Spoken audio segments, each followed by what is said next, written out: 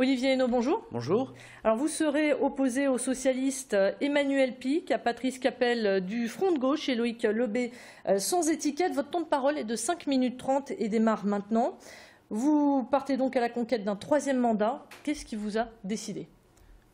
D'abord, c'est l'amour de Saint-André et les contacts que j'ai avec les Andrésiennes et les Andrésiens. Et au fond, c'est une vraie passion pour moi d'exercer ce mandat. Et il y avait encore beaucoup à faire pour développer Saint-André, améliorer les services, faire en sorte que ce soit une des communes les plus agréables à vivre dans la métropole lilloise. Alors on s'attendait à un duel face au PS et puis finalement il y a deux candidats qui se sont rajoutés. Aujourd'hui, vous le vivez comment ? Est-ce que vous êtes confiant ou est-ce que c'est une menace pour vous ? D'abord, c'est la démocratie. Chacun est libre de se présenter et de faire une liste. Mais pour ce qui me concerne, la campagne se déroule dans de bonnes conditions. On a un certain nombre de soutiens. Donc on aborde avec confiance et vigilance. Et en tous les cas, on fait campagne avec beaucoup de fraîcheur parce que c'est ça aussi la démocratie. Et c'est ce qu'on doit aux électrices et aux électeurs. Alors vous avez reçu le soutien de l'UMP après 8 ans de communication, on va dire, assez difficile avec Marc-Philippe Daubresse. Vous avez fait la paix. Est-ce que ces réconciliations politiques, ce ne serait pas une stratégie pour être sûr de gagner ? Non, c'est plutôt sur la conception du centre. Il y a plusieurs choses. D'abord, il y a mon ami Jean-Louis Borloo qui a créé l'UDI et j'ai voulu en être l'un des membres fondateurs. Et puis, force est de reconnaître, c'est l'expérience qu'on en a tirée, que Bayrou en a tiré également, que François Bayrou en a tiré également, c'est que la droite républicaine est ouverte à une alliance au centre, pas la gauche, puisque lorsque François Hollande a été élu, il n'y a pas eu du tout d'ouverture. Voilà, c'est tout simplement ça. Et puis sur le plan local, moi j'ai depuis longtemps une affection avec Marc-Philippe Daubresse, même si on a eu ce différend sur la conception du centre. Mais enfin tout ça, c'est des pages qui sont fermées.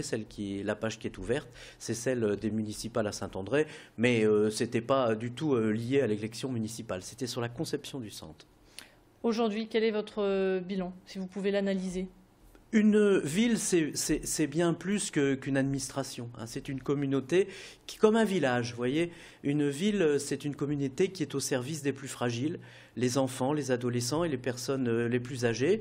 Et donc, de ce point de vue-là, si je regarde mon bilan, je suis fier de beaucoup de choses, mais je citerai la crèche, parce que quand les parents vont déposer leur enfant, ils voient une crèche avec un accueil d'enfants, et c'est très important. Ça participe au bonheur des familles et au devenir des enfants. Et puis, le boulodrome couvert pour les seniors qui prennent beaucoup de plaisir, tous ces retraités qui passent leur après-midi dans ce site. Voilà, je pourrais citer beaucoup d'autres choses, bien évidemment, le développement de la ville humaine à Saint-André, mais voilà ce que je retiendrai. Et bon, ça c'est les points positifs, mais est-ce qu'il y a des points négatifs ? Les points négatifs, c'est qu'on voudrait toujours faire plus, et c'est la raison aussi de mon engagement. Vous voyez, je pense qu'il faut aujourd'hui faire plus en matière de sécurité, la ville sûre. Les caméras vidéo, par exemple, on commence à les installer, il faudra aller plus loin, parce que la question de la sécurité, la question de la sécurité routière, on installe des radars pour limiter la vitesse.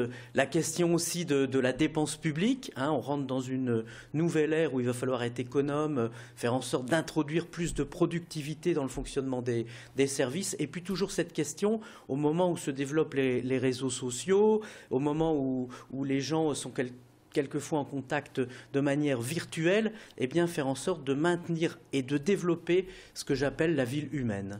Quelles sont vos priorités aujourd'hui pour les prochaines années ? C'est l'emploi, c'est la sécurité, c'est l'environnement. Vous avez dressé 60 points, 60 engagements.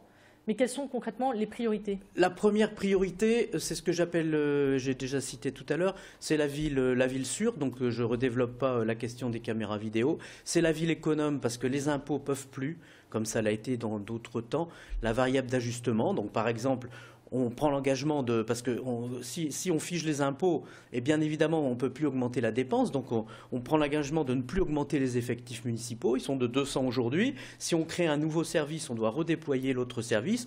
Et enfin, c'est le défi de la ville humaine.